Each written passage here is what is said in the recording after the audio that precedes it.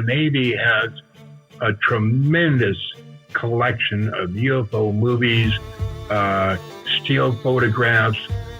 They've acquired at least 60 flying saucers that have crashed. They have over 120 bodies from representing at least 80 different civilizations. They have a fantastic collection, but they don't want anybody to know it. So they discourage any talk about that. You know, the saucers are there every day, hundreds of thousands of them every day flying around, but they're invisible. And they don't want anybody to know about it. So what they did is they go to the governments and say, look, we'll give you some really cool technology that you can play with if you help us keep the secret. Anytime John Lear talks about conspiracies, it's time to shut up and listen. Tonight, John talks about a universe that is much bigger than most of us realize. Sit back and listen to The Godfather of Conspiracy tonight on My Alien Life. My Alien Life is recorded live from atop the Northern Rocky Mountains and is available on Spotify, Stitcher, iTunes, and everywhere fine podcasts are found. My website is at www.myalienlifepodcast.com. There you will find my email address, all previously recorded shows, and more. I am Cameron Brower. This is My Alien Life, and the podcast starts right now. My Alien Life Podcast.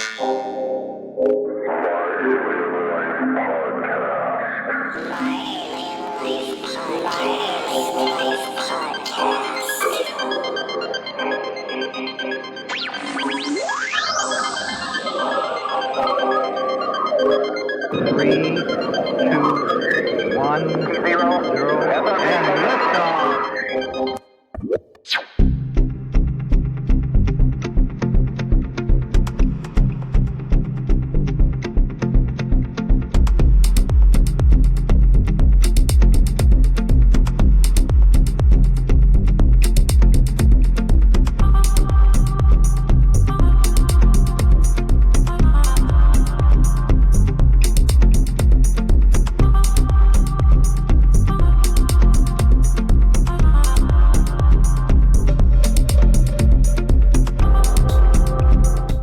My guest in the studio tonight has flown over 150 aircraft and earned every certificate granted by the FAA. And he has also held 18 world speed records. John Lear started flying at 14 years old, and since then his name has become synonymous with conspiracy and intrigue. John Lear, thank you so much for joining me and welcome. Thanks, Cam. Nice to be here. John, you've been in the air most of your life, and we're hearing the Navy confirm their pilots have witnessed some kind of unidentified objects in the sky. After countless hours of flight time, have you ever seen anything up there that has you as stumped as our naval aviators? Yeah, a couple of times. The first time was in 1966, descending into Los Angeles in a Lear Jet, about 35,000 feet. And this white object came by me from left to right at my altitude, and I'll tell you what it looked like. Remember the $6 Million Man series, and the thing that he crashed in? They called it the flying bathtub. You bet. That's what I thought it was. And when I got on the ground, I called the chief pilot of Lear Jet and told him what I saw and what I thought it was. And only years later did I realize how ridiculous that was, that the Air Force would be flying that kind of experimental aircraft through the Los Angeles approach corridor. So obviously it was something else. So how often did you run into things like that up there? Not very often. The only other time was when I was flying cargo. We were westbound over Chicago, just past Chicago, way late at night. And from the south, I saw this one light come streaking across the sky and then go straight up. And I thought, oh, that's pretty interesting. And, I wasn't going to tell anybody in the cockpit because obviously it wasn't going to happen again. But it happened about 30 seconds later, and another one comes streaking across and then goes straight up. And I thought, maybe I'll tell these guys what's going on. It happened a third time, and I said, hey, you guys, come over and look at this. And it happened 2 more times in front of them, and both of them at that time had never seen anything like it. And they were really, really shocked that they had seen something sitting with John Lear in the cockpit. Those are about the only 2 times I've seen anything. And of course, the only absolute flying saucer I ever saw was when Bob Lazar took us out to the desert that day. I know you spent a lot of time in airplane hangars and waiting for flights and talking to other pilots. And I'm sure you compared stories and things like that. Any interesting stories that you've picked up from other pilots over the years? And is it common for pilots worldwide to see things like this? No, pilots don't talk about that among themselves because, number one, there isn't that many that have seen anything. And number two, you don't want the FAA or anybody to even get the slightest wind that you might be interested in that subject. And in the summer of 1989, I had been with American Transair for about 5 years. I was not only a check airman, but I was the official North Atlantic check airman and FAA designee to check pilots out on the North Atlantic. And I also taught the navigation ground school and had been there about 5 years, was all comfortable in my job. And a reporter from one of the Houston newspapers called up and said, asked a couple of questions. I said, well, look, I'd really like to answer, but I said, you have got to promise me that you will not say my name or my company. And he said, oh, no, I will keep that all confidential. So the conversation lasted about an hour, and I told him this. He had some questions and talked mostly about saucers and who might have been in them and all that. And so 2 days later, a friend of mine called and he said, you're not going to believe what the headlines in the Houston newspaper said. He said, what? He said, it starts out with John Lear, a captain with American Transair. And of course, it didn't take the company 8 hours to call me up and tell me to come to, I lived in Las Vegas and the headquarters was in Indianapolis. And they said, we need to see you right away. So I jump seated on one of the airplanes, got there in the evening. The conference was set for 9 o'clock in the morning. And there was the regular officials, vice president of operations, chief pilot, and they held up this Houston newspaper with my name and stuff. And they said, did you give this interview? And I said, yes. And they said, John, we just can't have anybody flying for us that believes in that crap. He said, we'll give you 6 weeks pay, but we want you out of here in the next 20 minutes. And they took my ID, my credit cards, and gave me a ticket back to Las Vegas. And that was the end of that career. I mean, it was over. Fortunately, I had some friends that flew cargo up in Detroit for Rosenbaum, and I got on with them. I started flying night cargo and DC-8s, and then Connie Coletta started running an operation, and I went with him, and eventually Connie got 5 or 6 L-1011s and modified them with a huge cargo door, which made them very, very popular because there's always some kind of outsized cargo that they need to transport by air. And, all the regular cargo doors, it wouldn't fit. But the way Connie designed that door, it was very, very popular. And that went on for, maybe 5 years. And then we had the TWA 800 crash over Long Island. And you remember that it was flying along on climb out just to the east of Long Island towards the north. And the witnesses said they saw a bright, like a rocket, come out of the from the ocean towards the craft and blew it up. And of course, immediately the FAA and everybody denied it. Said no, there was nothing from the surface. That happened in the air. And over the next couple of months, they came up with this fantastic lie that the center tank fuel pump had arced and set off the explosion, which Right. was total BS. I mean, there was no possible way that could happen.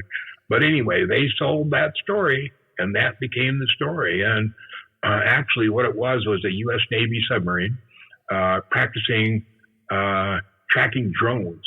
And it just happened that one of these drones was almost on the same course as this TWA Boeing 747 TWA Flight 800.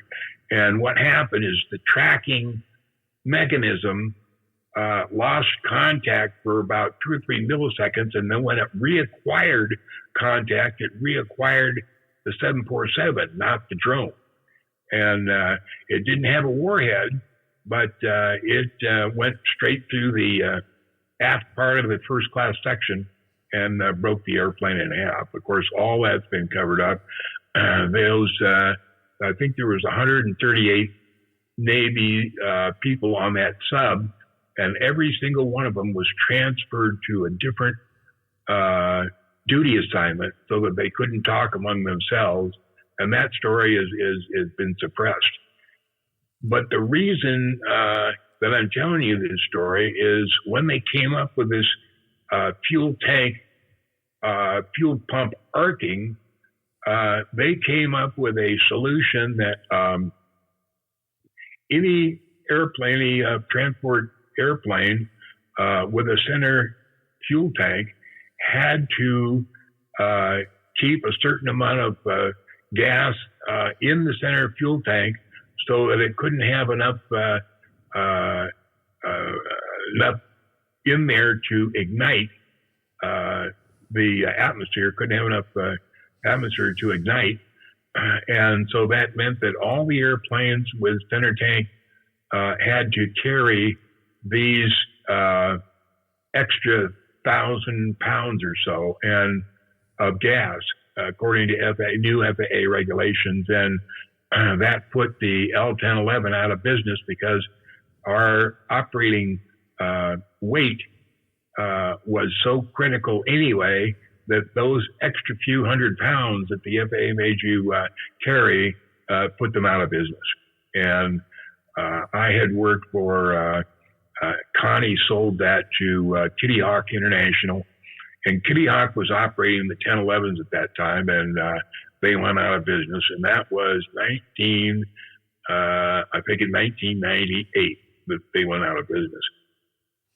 So after a crash like that, does that affect the whole industry, including pilots?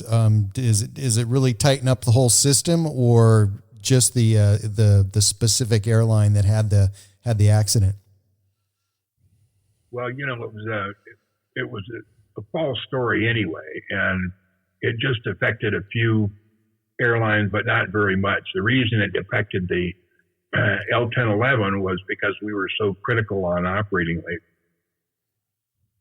So if you're a pilot, and obviously there's a lot of integrity with the job,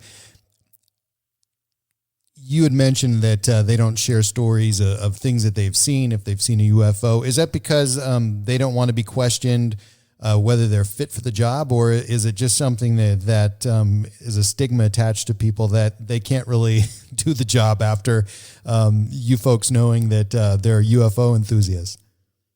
Oh no, it's very well known and has been very well known among the aviation industry that if you talk about flying saucers, the FAA is going to ground you instantly, and there's no questions, no appeal, no nothing. So generally, pilots do not share those stories or talk about them. And you don't see a lot of stories about pilots in the news, and that's why it's so interesting with these new naval stories. And there's at least 3 videos that we've seen that have been on the news. So what are your thoughts about the military reporting that, and is it unusual for Navy pilots to report that to their superiors? Now, what was the question? What are your thoughts about the military and their reporting that they had actually seen unidentified flying objects, and is it unusual for Navy pilots to report that to their superiors? Okay, well, the Navy has a tremendous collection of UFO movies, still photographs. They've acquired at least 60 flying saucers that have crashed. They have over 120 bodies from representing at least 80 different civilizations. They have a fantastic collection, but they don't want anybody to know it. So they discourage any talk about that. Now, what happened is when a few years ago, Harry Reid, a senator from Nevada, retired, he had 30 years of getting a free lunch at the Pentagon. I mean, at Congress. And now that he's retired, he needed to know where his free lunch was coming from. So since he knew George Knapp and had been involved in all the saucer stories in Nevada, he went to the Pentagon and said, you know what? I think I'll get the heat off you, and I'll be Mr. Disclosure with Bob Bigelow, who was a friend of Harry's, and we'll be Mr. and Mrs. Disclosure, and we'll take the heat off you and pretend that we're working on uncovering the UFO mystery. Now, the Pentagon went along with this because all it cost them was $22 million, and they gave them an old tape from 2004 that these Navy F-18 pilots had taken pictures of. I think that was off the coast of San Diego. And, they don't show anything. It looks like a flying tic-tac.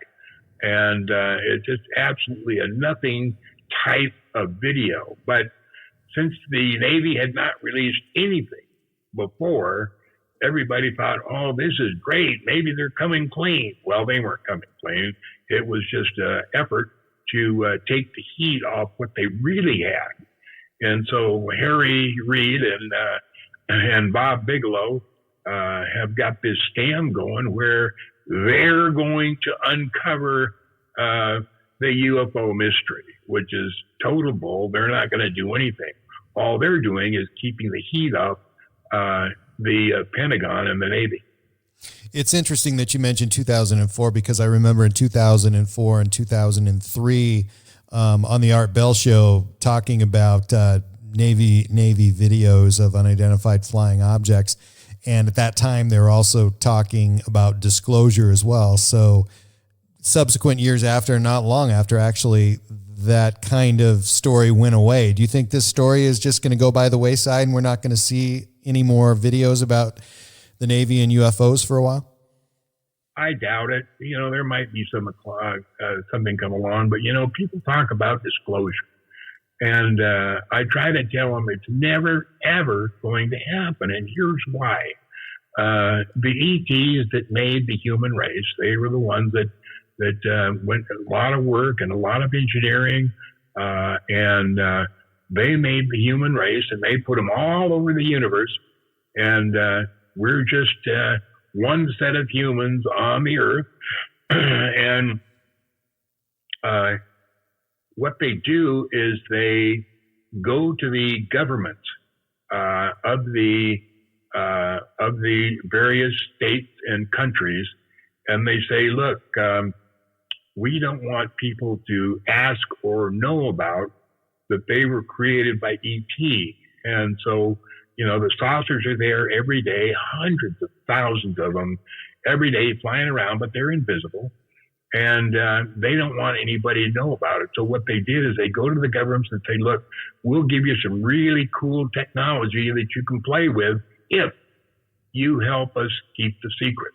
And of course, the governments agree to this because they get some real cool stuff that they can play with. And that's why they are so willing to look like complete idiots when faced with absolute, positive videos and credible people talking about UFOs, and they're willing to look like idiots because of this, all this cool technology they got. Do you think America could handle disclosure? Is it going to affect the stock market and religion? Is it going to change us? It would if the story came out, but there's no possibility there will ever be any disclosure. And if there is any disclosure, you can be sure it's going to be a fake disclosure. Do you think everything now gets so convoluted that, we hear so many different types of stories and we have all these meaningful ways of hearing this information like podcasts. So we hear all these people talk about how many different species of aliens. Is it so convoluted now that if disclosure, which you think will not happen, but if it did happen, would anybody even believe it unless they're staring an alien right in the eyes, toe to toe? The general public wouldn't believe it, but there are a few of us who know that it's true. And, we have these little get-togethers. I went to the one in Laughlin last March, and it's not like it was 30 years ago. When we had UFO conferences 30 years ago, it was jam-packed with people who were interested in really cool videos and all kinds of information. And I went down to Laughlin, and there was nothing there. There's a few people selling UFO trinkets and UFO bracelets and, UFO candles and stuff like that, but there was no really good, hard, new information. The interest is not there anymore. So what happened to the interest? Where are the UFO enthusiasts now? What are they doing instead? The what? What are the UFO enthusiasts doing now instead of researching UFOs? Where are they? Did they disappear? They keep their interest, and there's small groups that get together. Of course, MUFON is the largest mutual UFO network, and they have a large contingency. They have state directors, and they take all kinds of reports, and they do a lot of good work. But as far as anything, major happening, is just not going to happen. You've been called the Godfather of Conspiracy, and tonight I want to know, do you look objectively at all these stories people send you? And how often do you run into something that you immediately debunk it, or stories that cause you to become very skeptical?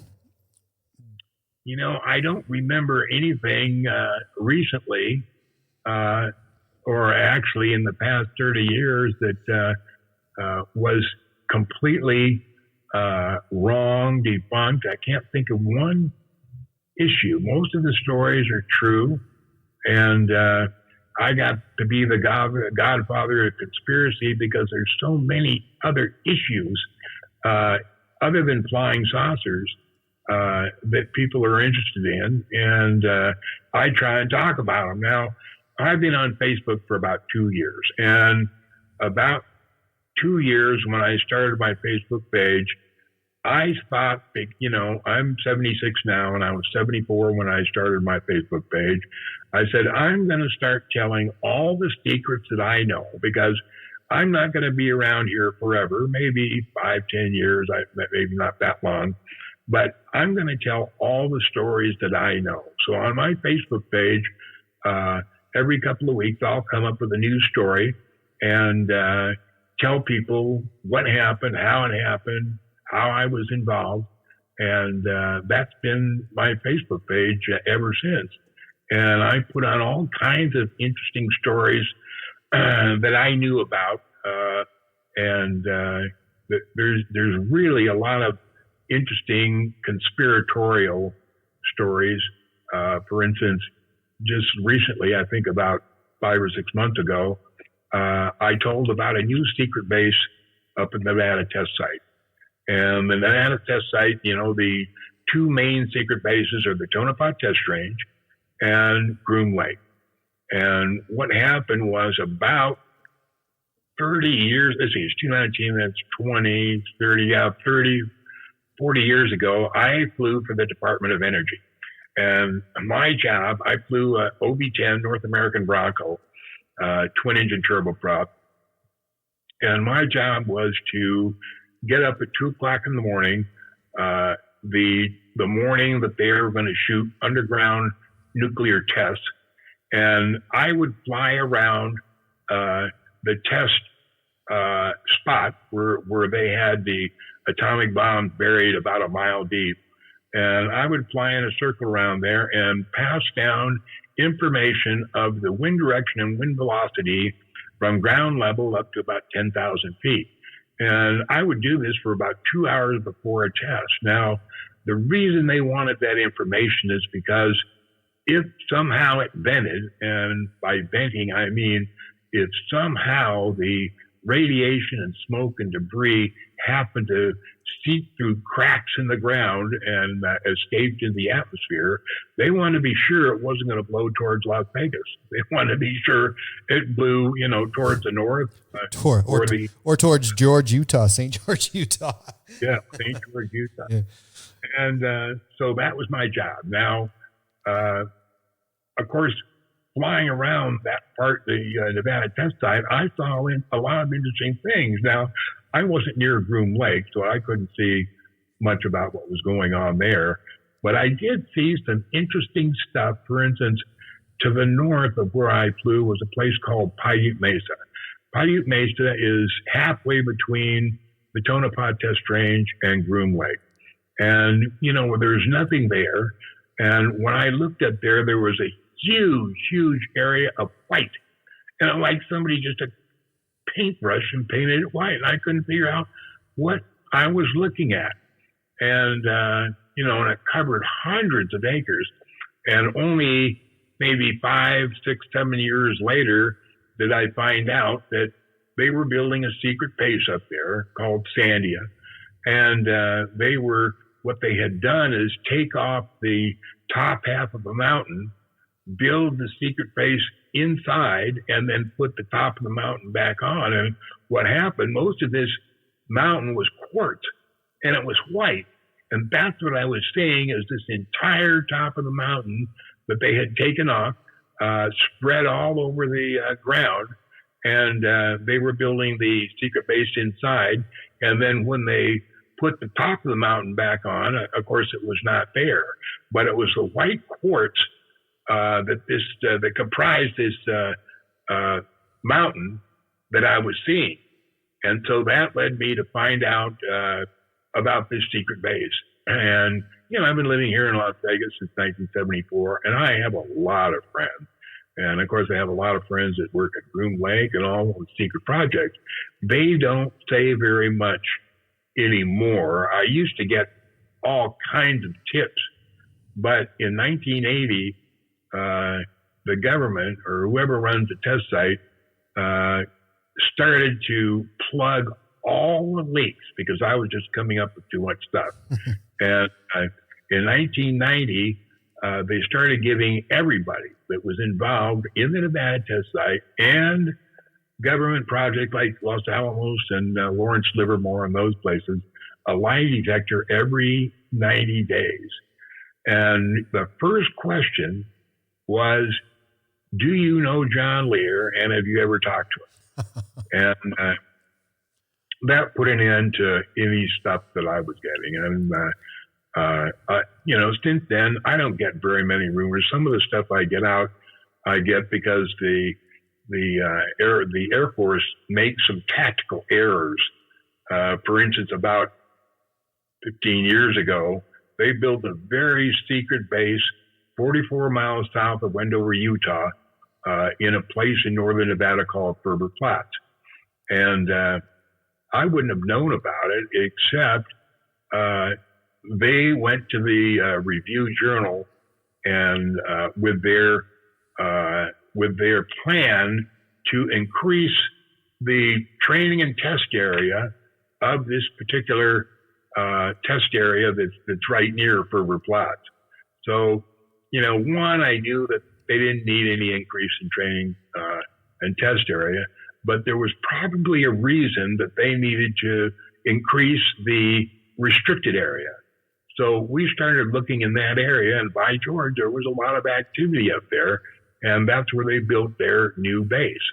If they hadn't asked for the additional restricted area, we'd have never known. But they made the mistake of doing that, and that's how we learned out about it. And that base is where the black triangles that we have that do all kinds of amazing things fly out of. And they have another technology that they've been working on for about 50 years that they used on 9/11, and that's the holograph. They're able to do amazing things with holographs. For instance, the airplanes that allegedly flew into World Trade Center 1 and 2 were not airplanes, they were holographs. And what they're able to do now is if they have a huge airbase that they want to hide, they have these 3 projectors on mountains nearby that can focus down on this base, and they project a holograph of whatever they want, the desert, a forest, or whatever. And so if you fly over or drive by this secret base up in Ferber Flats, you'll just see desert, because what you're seeing is a holographic projection that makes it disappear. Now, when airplanes or discs or triangles have to land there, they're vectored to within about 200 feet altitude, and then they turn the holograph machines off so that the pilot can see the runway. And he lands on the runway, and then they turn the holographic machine on again so that nobody can see. Now, the people that work there, I asked them, well, what do they tell you? And they say, well, they told us that it's all done with mirrors. But of course, that's BS. That's for the rank and file. They're actually holographic machines. So when they built this secret base, and, it was originally called Sandia. And the reason it was called Sandia is instead of coming up with new names for air bases, which triggers interest, people, if they hear another name, they say, hey, I wonder what that is. They have started to use older names so that if it's accidentally mentioned, somebody will think, oh, yeah, I know what that is. And that's why they use Sandia, because there's Sandia Corporation, there's Sandia Mountain Ranges, there's Sandia areas, all kinds of Sandia stuff. So they named the new base Sandia, so if it was ever mentioned, somebody would say, oh, yeah, I know what that is. No, there's nothing there, And so this base has, and now they employ 3,000 people to operate this secret base. And they're people that live and work or live in Las Vegas. And about 25 years ago, they had to figure out a way to get 3,000 people up to Sandia on the Paiute Mesa in the morning, and they had to get them back in the evening because obviously nobody could live there. They couldn't use those Boeing 737s, the white one with the red stripe that's operated by Special Projects, because they didn't want anybody to know that there was a secret base up there. And if they went and got more 737s and had more people flying up there, then people would know there was something going on. But they wanted it kept absolutely secret. So what they did is they built, at the cost of $2 billion, an underground maglev subway that goes from the Luxor to the Bellagio and then up to the secret test site in 21 minutes. The thing is incredibly fast. And because of its speed, it's able to move 3,000 people in the morning up there and 3,000 people at night. And it's been so successful and so useful to them that they had to even get more terminals. Now, there's a terminal under the Luxor.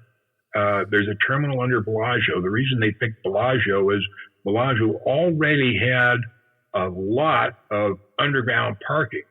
And of course, underground parking hides the people that are going to work. And they had already built those.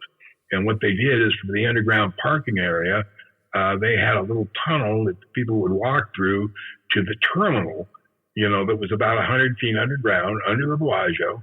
The terminal where this Maglev subway would stop and pick them up. And so about 2 years ago, they ran out of space and they had to build another terminal, and they built that under the Aria. So now there's 3 main terminals: Luxor, Aria, and Bellagio. Now, the reason they picked Luxor is because just across the street, a couple hundred feet, is Special Projects.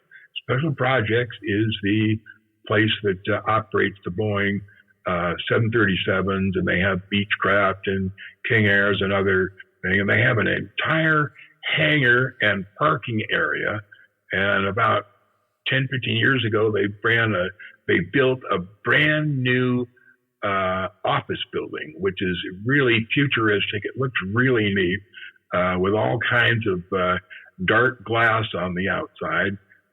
They have these one set of doors that looks just like glass, but they open up and you can drive a limousine inside. So for the people that are authorized to go up to the secret base, they have a moving sidewalk that goes from Special Projects under Las Vegas Boulevard over to the terminal under Luxor. And when I first found out of it, this about 30 years ago, the entrance to the secret terminal was in the gift shop. And I never got in there, but, they couldn't very well have hundreds of people going in this gift shop and disappear. So now they have other ways of concealing it. But this huge subway operation has been kept totally secret. And I've never seen one single word in the press about it. Now, there must be people that know about it, but whoever operates it has put out the word, don't even breathe the word about the secret subway. So they kept that pretty much secret. And that wasn't the only story. I had other really cool stories about things that happened. Let's see if I can remember the other one. I can't remember the other. I'll think of it in a minute. But I started posting these stories and posting pictures and all the information that I knew about them. I had Peter Merlin on, and we were talking about the Nevada test site. One of the things that really intrigues me about the Nevada test site is it's so close in proximity to Papoose and Area 51 and Tonopah. Why are those military bases so close to a test site that had 1,000 or more nuclear bombs that went off on the surface as well as underground? How does that make that area inhabitable at all? Well, of course, the Nevada test site was there before anybody else was there. That's where we used to set off the original atomic bombs. And then they needed a secret area to test the U-2. And that's when Fish Salmon and Tony LeVere, a couple of Lockheed test pilots, Kelly Johnson sent them out, and they said, I want you to find an area where we can test the U-2. And those two guys are the ones that found Groom Lake and started. They built the runway, and everything was totally secret. And that's how Groom Lake started. And the reason it's called Area 51, on one of the older charts, the geographical charts, it actually was called Area 51. and that's how the name got there. And I don't know what the official name is, but everybody calls it either Area 51 or Groom Lake. And it's gotten so big, there's so many underground areas, people would just not believe how much underground hangars there are. And they're not on just one level, they go down 15 levels.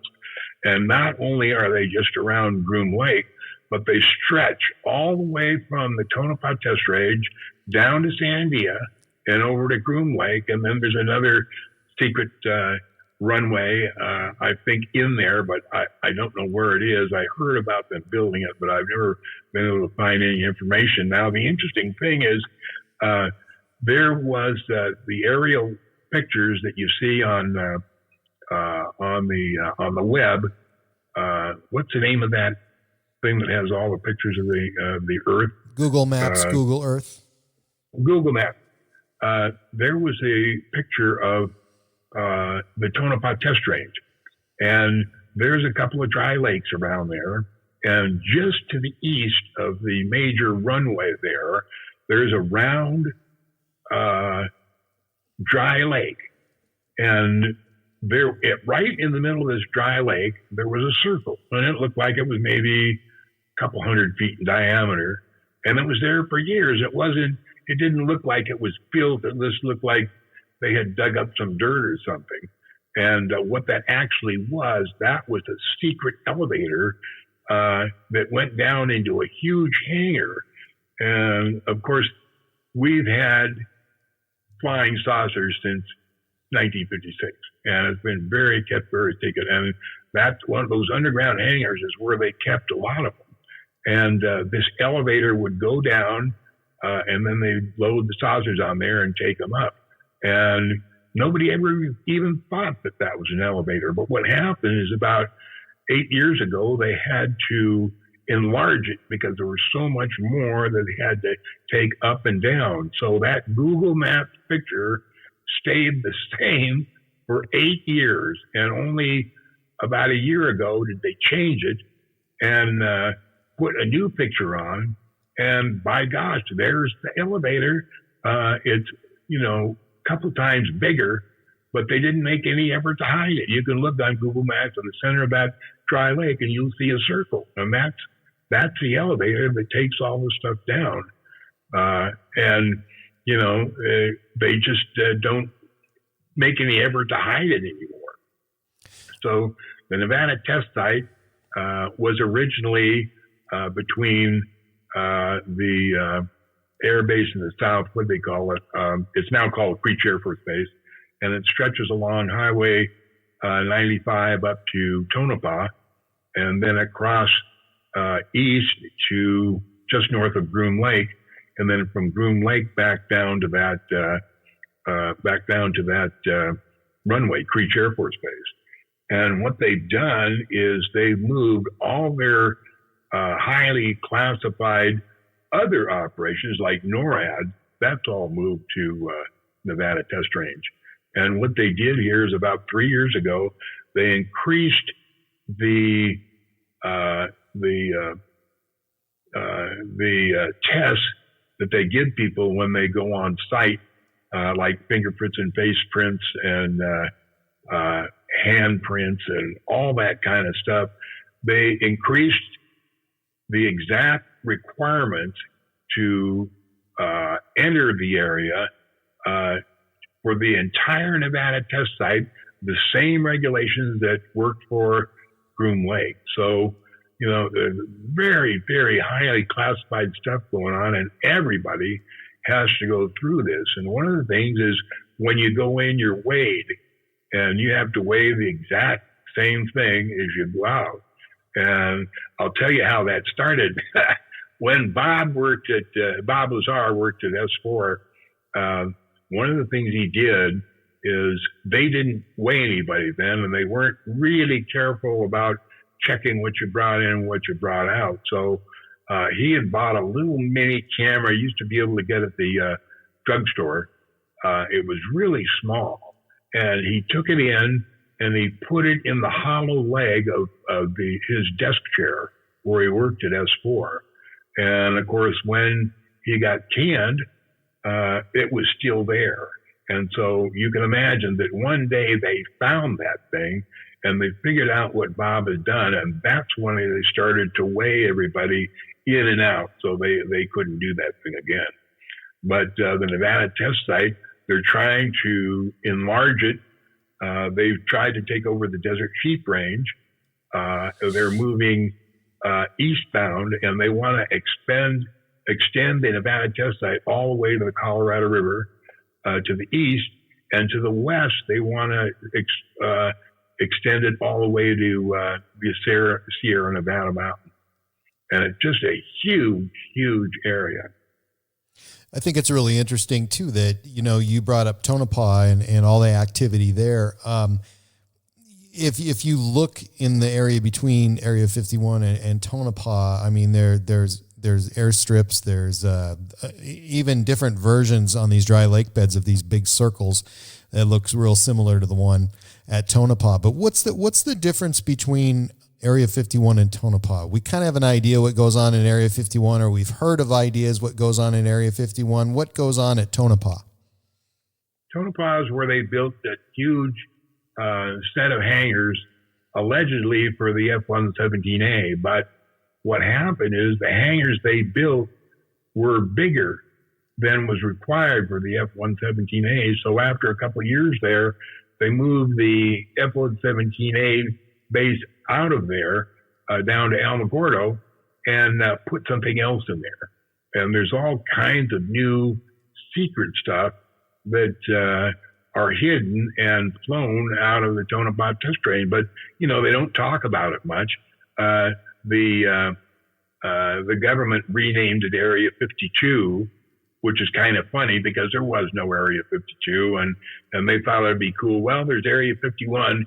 We'll just call the Tonopah test range Area 52. And the reason they did that is because too many people were associating Tonopah test range with the Tonopah city, and it was giving everybody a clue where it was.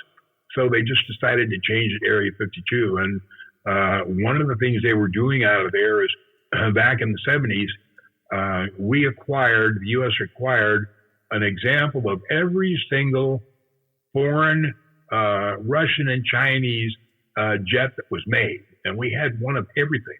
And they were placed up at the Tonopah test range, and they were flown through a radar net, and the electromagnetic signal of the airplane was measured, and it was measured with bombs, without bombs, with machine guns, without machine guns.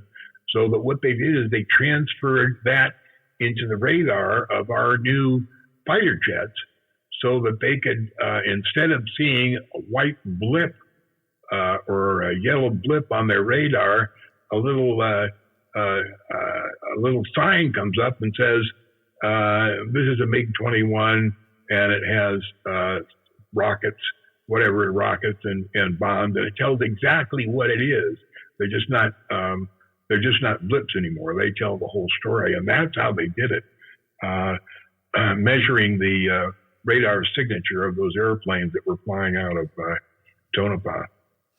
Another thing too that's really striking about Tonopah is, and again, it's just, this is mirrors what you just told me earlier, is the fact that there's a definite lack of vehicles there. A place that big, you would think would have a big parking lot if people needed to commute there. You look at it online and you look at it on Google Maps, you don't even see any aircraft at Tonopah. No. Why is that? Where are all the aircraft? I know it's a desert and it's hot, but you'd think you'd see something out on Google Maps. They're underground, and whenever they decide to take a picture for Google, they make sure that everybody knows that they don't want any aircraft on site. And the only thing you'll see on the Tonopah test range is occasionally you'll see one of those 737s up there. So primarily when they're testing aircrafted at a facility like this? Do they do it at night, or is it a daytime test as well? Most of it's at night. They don't do much. Well, I guess they do something in the daytime, but most of it is night. And, there's so many different areas. Everybody thinks Area 51 is the place. It's not. There are other really secret bases. One of them, or two of them, are in the White Sands Missile Range. And there's been a couple there that they fly their stuff out.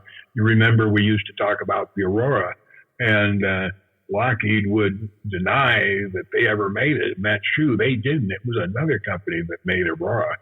And Bob Lazar actually saw one when he worked up there at S4.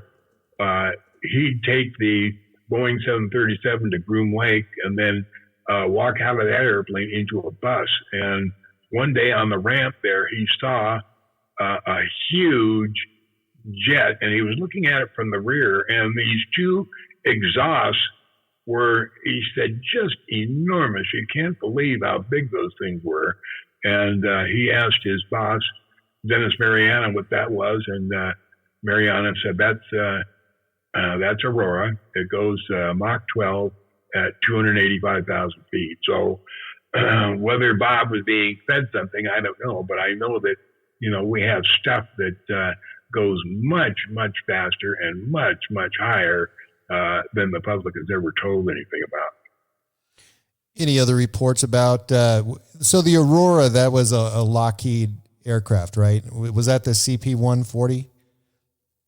Which one? Is the Aurora a Lockheed craft? Is it the same as the CP-140? And I'm not sure if that's correct, the correct name, but I know that they had some sightings over California and some massive sonic booms. Oh yeah, I know what you're talking about. I'm not sure what that was, but no, Aurora was not a Lockheed aircraft. It was another company. I don't know who, and their secret one-way is down at the White Sands Missile Test Range. I know that this aircraft, and if they tested, whether they tested at Area 51 or if they tested at Tonopah, it's not constructed there. Actually, how do they get these secret aircraft now, in when there's so many people and there's so many aircraft and there's so much, everybody has a camera. How do they move these aircraft throughout the United States to get them to these highly classified airstrips? I don't know. They used to move the SR-71, the Blackbird, in trucks, and they would use the fuselage on a truck and then take the wings off and move them up separately. And they would come in either through the south part of the range. I'm trying to remember what's the name of that place in the south part of the range there. But there was a road there that led up to Groom Lake, and then there was one that came in from the northeast, and that dirt road was widened. And whenever they have to bring something in there, that's the road they use to get it in there. Today, I don't know how they transport secret airplanes. I know that at one time, S4 was where we had all of our extraterrestrial craft that we were working on, and we were trying to back engineer some of that stuff, but it was tens of thousands of years ahead of us, and there's no possible way that we could duplicate that kind of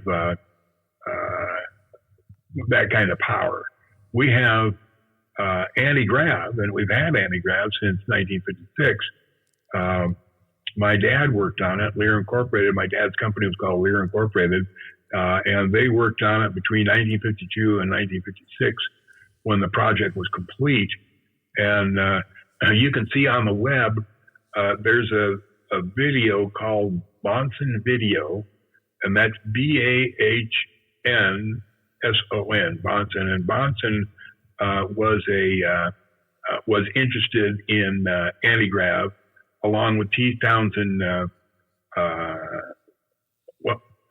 what was his name? T. Townsend, and my dad was involved in the Antigrav stuff too. So if you go to the web and type in Bonson video, you'll see a 22-minute video that was taken between 1958 and 1960 of a laboratory at the Bonson Labs. I think it was in South Carolina or North Carolina. And they were working on Antigrav. And you can see they had models of saucers. And there's a part where you can see my dad giving a lecture. He's standing at the blackboard. My mother is standing to his left, and he's giving a lecture there. And there's some pictures of him, and also T. Townsend Brown is there, and also Bonton is there. It's a really interesting video. There's no sound except for music. And every once in a while, you'll see they show you a calendar, and they're marking out the dates as if something is very important. And somewhere towards the end of the video, you can see them drinking champagne as though they're celebrating something that they discovered. And of course, it doesn't say any of that. All it is a silent video. And it's tremendously interesting to see something that classified come out and be able to see on the web. Over the years, you've amassed a huge amount of research material. Do you still dive into it with the same enthusiasm? Well, one of the things that I uncovered was when the F-117 stealth fighter came out, they called it the F-19. And those of us that were really interested in that, there was me and John Andrews and Jim Goodall, and we'd get together and we'd pool our information.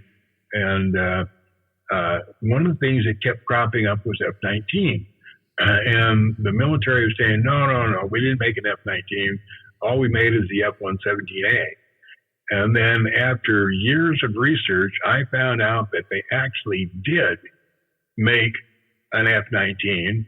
And when Ben Rich took over the Skunk Works from Kelly Johnson, Ben Rich was Kelly Johnson's fair-haired boy, and he took over the Skunk Works and ran it from 1976 to almost 1990. And he had secretly built 64 F-19s, which is much more technologically advanced than the F-117A. And the F-17A was a program that was run by Lieutenant General Robert M. Bond, Bobby Bond. And one day he was up in Ben Rich's office there at Lockheed Burbank, and he noticed that in Ben Rich's office, there was a door, a small door with a lock that only the Navy used. And he asked Ben Rich, what's in there? And Ben said, I can't tell you. He says, well, you better tell me, because if you don't, I'm going to take a crash axe and get in there. So Ben was forced to let the general sign some NDAs, non-disclosure agreements, and he let him in. And what he saw was the complete design of the F-19. The F-19 was a much more bat wing, much more stealth, much more technically advanced airplane. And most of them went to Israel. And doing more research, I found out that Ben Rich was actually the highest ranking Mossad spy west of the Mississippi. And nobody ever figured that out. And I did, because I got real close to it.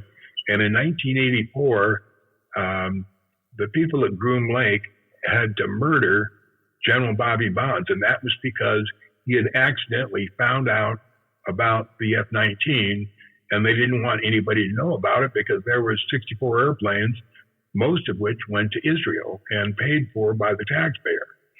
So they didn't want anybody to know that about. So what they did was with General Bobby Bonds, they asked him if he wanted to take a ride in the F-19. And of course, he accepted, and he took off. This was in, I think, April or May of 1984, took off from Groom Lake and flew south. And just before they got to the Highway 95, he started to turn back, and they electronically locked his controls and put it into full down elevator, and he crashed into Little Skull Mountain at 450 knots, of course, killed them instantly and destroyed the airplane. And they put out a false story that the general had been flying a MiG-23. Well, of course, that was BS. The General Bobby Bonds had no reason to fly a MiG-23, and that wasn't true. What he was flying was an F-19, but they didn't want anybody, they still don't want anybody to know that that airplane ever existed. And they had to murder General Bonds because he was the only one that knew and was an insider about the airplane, and they couldn't afford him telling anybody else, so they had to kill him. I think one of the other things that's really interests me right now is the fact that you can barely watch the news now or look online and not see a latest rocket launching and new technology in space. And it's not just the United States. How did space become such a moneymaker, and how in the heck are we sending so many objects up into space now? And it seems like it's almost a weekly event. Yeah, we're limited to low Earth orbit. We never went to the moon. That was all BS. We're limited to low Earth orbit. The Van Allen belt covers the Earth from 500 miles altitude to 25,000 miles out, specifically so that we can't go anywhere. We're here for a certain reason, and they don't want us contaminating outer space. Now, our solar system actually has 40 planets, the Earth plus 39, and each one of those planets has moons, and each one of those moons and planets have civilizations that are different, and there's so much trade of technology and all kinds of other stuff that goes on, but we don't have a single clue about what's going on. Same thing as the moon. We have no idea what's going on the moon. And actually, there's almost 500 million humans that live up there. They're not from Earth, they're from somewhere else. And there's so much technology going on the moon. It's amazing what's going on there. And all we do is we look up there and we see the old lunar orbiter photographs, and it looks like it's just, nothing but dust and dirt. And as the astronaut said, just looks like plaster of Paris. But of course, they never went, so they wouldn't know what was up there anyway. But, I've collected some pictures of fantastic, there's one of a city that is called Damso, and that's just to the east of Grimaldi on the far left side of the moon as we see it. And people talk about the dark side of the moon. There's no dark side. Each side of the moon gets exactly the amount of light. It's just that a day on the moon lasts for 13 Earth days, and then there's 13 night days. But every part of the moon gets exactly the same light. And there's so much going on up there. There's one of the things we found out, NASA tries to blur just about everything so that you can't see anything. And what I did is I made an effort to collect some of the early lunar orbiter photos. We sent Lockheed built the lunar orbiter, and somebody else built the camera system, and they sent 5 of them between 1965 and 1967 to take thousands of pictures of the moon, and it was allegedly to find a space that the Apollo aircraft could land at. But there's beautiful, really good, clear photos of the moon, and those are real good photos. And I bought a couple of the books before NASA started airbrushing stuff.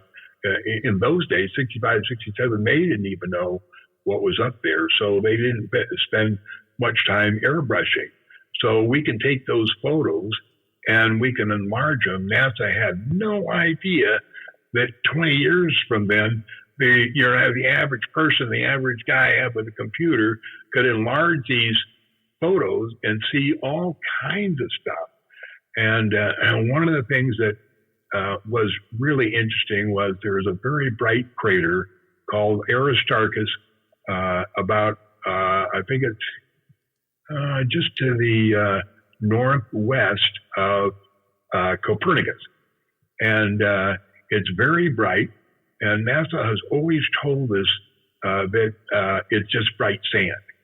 And when I was working with Ron Schmidt, whose title we called Zorgon, we decided to get a picture of the moon ourselves. Because all the stuff that NASA sent was, black and white, and it wasn't very clear. So we hired a guy in the UK who had a 10-inch telescope and could really focus in. He took 192 separate pictures of the moon and then put those all together to give us real high resolution of the moon. And those pictures are right now still on my web, which is my website, which is thelivingmoon.com. And really good pictures. We enlarged them, and the crater that NASA says is sand, Aristarchus, is 23 miles in diameter, and it's actually some kind of nuclear power generator. And you can see the construction of that generator, and also it glows blue. And what the blue is that when radiation hits air, it turns blue. And of course, we've been told for years and years that there's a vacuum on the moon. That's not true. There's a breathable atmosphere that extends up to 15,000 feet. And also, we're told that the moon is 1/6 the gravity of Earth. And that's not true either. Newton's law of gravitation is completely wrong, as is Einstein's theory of relativity. And both of those are proven false by a lady that wrote a book in 1993 called The Gravitational Force of the Sun. And she technologically and scientifically proves that Newton was wrong, his gravitational theory was wrong, and that Einstein was wrong. And if you take the time to read that book, you'll find out what's really going on. And then you'll be able to know why the Israeli lunar lander crashed and the Indian lunar lander crashed, because they both think that the gravitational force of the sun, or of the moon, is 1/6 that of Earth. It's not. It's 2/3 that of Earth. It's about 70% that of Earth. So both those landers only had enough fuel to slow the craft down if the gravitational force of the moon was 1/6 that of Earth. But it's not. It's 2/3. So both of those landers ran out of gas trying to keep the orbiters or the lunar landers from crashing. And they both ran into the same problem. Wow. So how much of our solar system is inhabited? Of the moon? No, how much of our entire solar system is inhabited? It's all 40 planets, all the moons of the 40 planets. I mean, there are so many trillions and trillions of people, and they're not all humans. There's some ETs that look pretty weird, but there's so much, like the air traffic control is just so advanced because there's so much traffic going between these 39 other planets that are around the solar system. And what they do is they've hidden most of the planets with these gigantic mirrors, which are placed so that if you focus or if you point a telescope in that direction, it just shows something else, just blank sky. But those planets are out there, and they all have the different civilizations, but just teeming with ET. And now I told you that there's almost 500 million people up on the moon. They're humans, just like us, but they're far, far more technologically advanced. And they come down, they pick up scientists and educators and take them up for a couple weeks, show them what's up there, and then bring them back. And of course, they don't say anything, but people would think they're crazy. But there's one guy that did say something, and that was Howard Menger in 1956. And he wrote a book called From Outer Space to You. You can still get it at Amazon or Lulu or any of those. Howard Menger, Menger. And they took him up there for about 2 weeks, gave him the royal tour of all the technology and all the buildings and the cities, and took him all around the moon. And he wrote about it in this book. And he tells exactly what's up there. And when he came back, the Pentagon scooped him up and used him for an advisor for many years. Howard passed away about 3 or 4 years ago, but before he passed, I became friends with him. And one of the things he says was that the lunar sky is a saffron yellow. It's not black like NASA tells us. It's saffron yellow. And I sent him a number of swatches, 6 swatches or 5 swatches, and I said, please pick the one, and they were all just a little bit different shade of saffron yellow. I said, pick the one that's closest, and he put an X on it. And that set of swatches are on the livingmoon.com, and you can see the one where Howard Menger picked was the closest to the sky color on the moon. Now, we're told that Chinese are on the moon. Nobody's on the moon. Except, no Earth people or no Earth orbiters are on the moon, nor Earth landers are on the moon. Because if they transmit pictures, true pictures of what was up there, you'd see the lunar sky as saffron yellow, not black, as we've been told and as NASA tells us. But this book by Howard Menger, From Outer Space to You, is very interesting. Are we able to defend ourselves against ET if they suddenly decide that they don't need us anymore and they're done with us? They spent a lot of time making it. There is no way that they're going to, they would have no use for a bunch of morons, which is all we are. Exactly. There's no way that they are going to make any threat. They do a lot to protect us. They protect us from asteroids that are, coming in close. They protect us for any earthly-made disaster. This climate BS, as if humans could make a change in the climate, it's just total BS. But if there was a chance that it would harm us, they've got that all under control. They do a lot to keep us happy and under control, and basically more warmongering. Now, Cameron, here's what we're doing on Earth. There's a billion type Earths, all for the same reason. And all of us, you, me, everybody has lived hundreds of lives before we got here. But somewhere in the last life or two, we have shown a need for a refresher course on living with integrity, without envy, hate, or greed, and expressing our love to our families each and every day. And that's all we're here on Earth to do. We're not here to make money or big buildings and all that stuff. We're just here to refresh ourselves on living with integrity, without envy, without hate, without greed, and to express our love to our families each and every day. That's all we're doing here. That's why the Van Allen belt is there. That's why they don't want us going anywhere and contaminating the solar system and contaminating the moon. We've got just one job here, and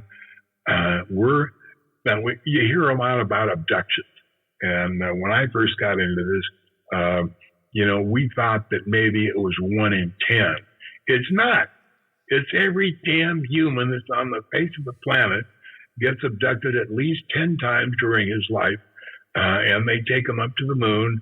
They check to see that he's got all the new gadgets and everything that they put in your mind, and then you bring it back, and then they bring it back. It only takes about 40 minutes from the time that they lift you out of your bed and take you to the moon, take you into the laboratories. And all these laboratories I'm talking about are inside the moon. There's this huge, vast areas full of laboratories. And they take you up there, see that you've got the latest upgrades, and then bring you back, and that only takes about 40 minutes. So there's hundreds of thousands of saucers working every day, going back and forth between here and the moon, taking people up there to be sure that they have the latest upgrades. And but we're not allowed to see them. We don't see them. They're all kept totally invisible. And, you know, we don't hear anything about them. But in fact, that's what's going on. How about here on Earth?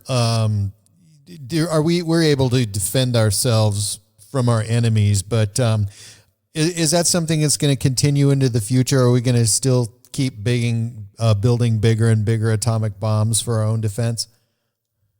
Yeah, we'll keep doing that and building bombs. Of course, the ET will put a halt to anything that's a real threat, like the CERN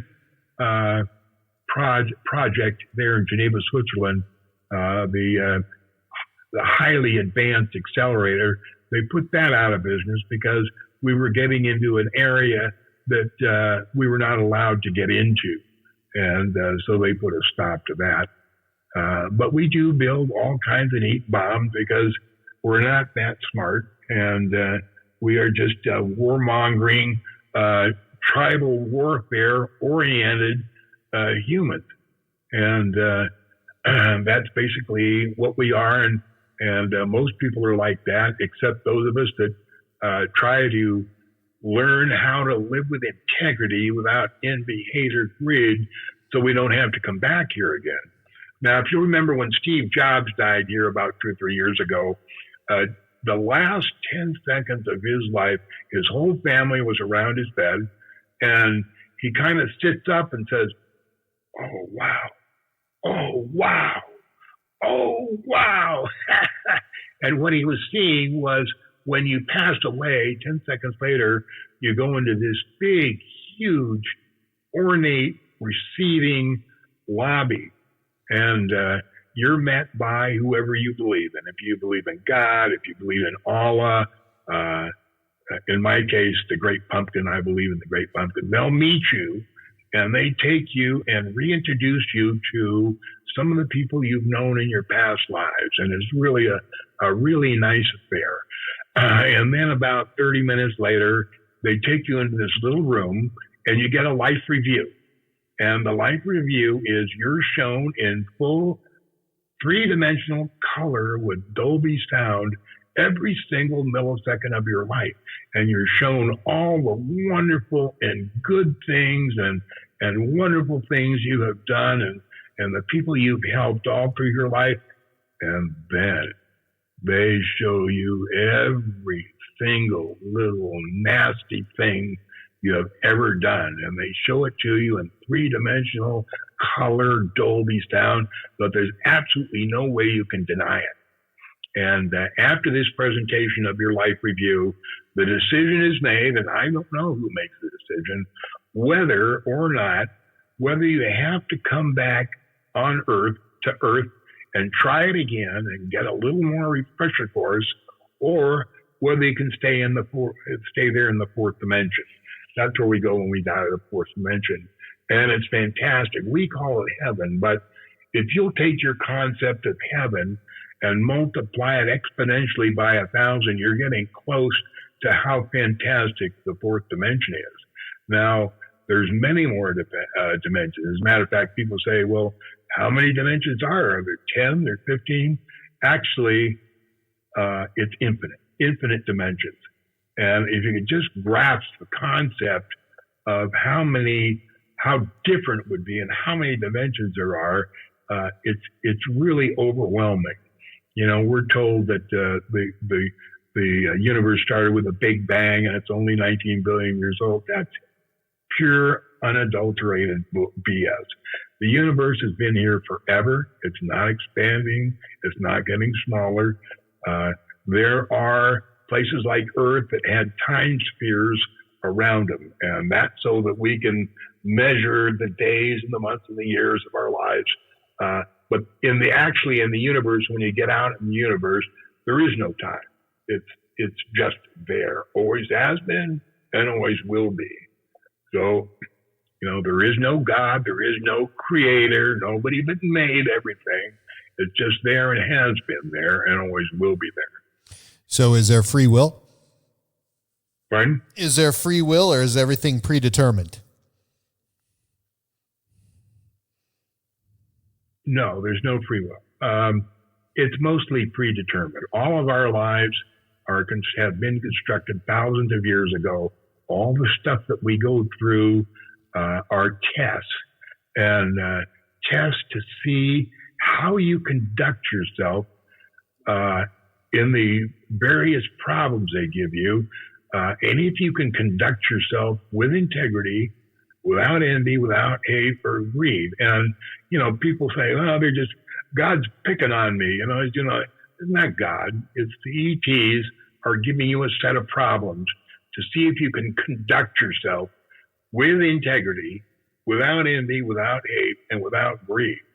And if you pass the test, then when you die here, you get to stay in the fourth dimension and you can rise to other dimensions. But if you're not doing so good, and if you spend your most life taking revenge and taking cheap shots and not doing nice things, then you're sent right back down here to live another life. Now, if you commit suicide, you'd better have a good reason, because it's not for to avoid torture, to avoid enemy capture and torture, or a disease, a very painful disease. If you don't have a good reason like that, the instant you kill yourself, you're sent instantly back to Earth in a life that's 10 times worse than the one you killed yourself to get out of. So those people that commit suicide, they making a big mistake. And when they find themselves back on Earth, they know that they've made a big mistake, and it's a real problem, because then they've got to live a life that's 10 times worse than the one they killed themselves to get out of. Will we ever be able to live side by side with the extraterrestrials? Well, side by side, we have extraterrestrials all around Earth every day. 25% of the population of Earth is extraterrestrial. You wouldn't know it. And they spend a lot of time in Vegas. A lot of them that look like humans spend time at the different casinos. They like that. I've had friends that, particularly at the Stratosphere, the one way you could tell if it's an extraterrestrial, if you see somebody with looks just a little bit different, their ears aren't quite right, their nose is not quite right, you go up behind them and think real strongly, I know you're an ET. You'll watch them kind of glance around and look and see who's telling them that. And I know people who have done that several times, and it really works. John Lear has been my guest tonight. Sir, I always give my guests the last word. And as a final thought, I'd like to ask you, after all these amazing things you've been through in your professional career and considering all the research you've done, what would you like your legacy to be like 50 years from now, and how would you like to be remembered? It was just a pilot, and he did the best he could. That's it? That's it. John Lear, thank you so much. My pleasure, Cam. It's been We'll great. See you next time. Next time. My Alien Life Podcast.